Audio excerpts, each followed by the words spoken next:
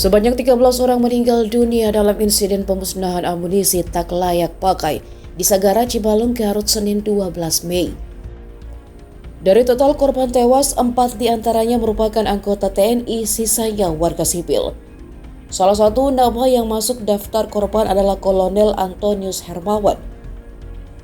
Kolonel Antonius adalah seorang TNI dengan jabatan Kepala Gudang Pusat Amunisi alias Kepala Gupusmu 3 Bandung.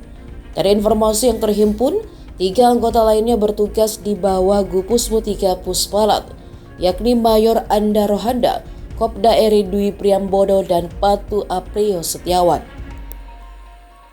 Kepala Dinas Penerangan Angkatan Darat Brigjen TNI Wahyu Yudayana dalam keterangannya ke sejumlah media menjelaskan kronologi ledakan. Awalnya pemusnahan amunisi yang tak layak pakai berjalan lancar. 2 sumur dibuat sebagai tempat amunisi untuk dimusnahkan. Setelah lubang tersebut dibuat, kemudian dimasukkan amunisi. Lubang tersebut lalu diledakkan oleh personel TNI Angkatan Darat menggunakan detonator.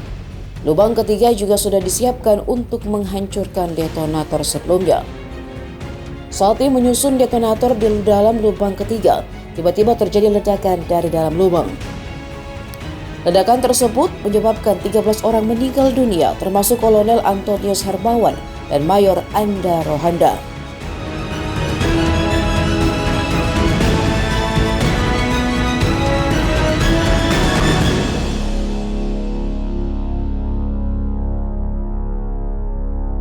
Download Tribun X sekarang, menghadirkan lokal menjadi Indonesia.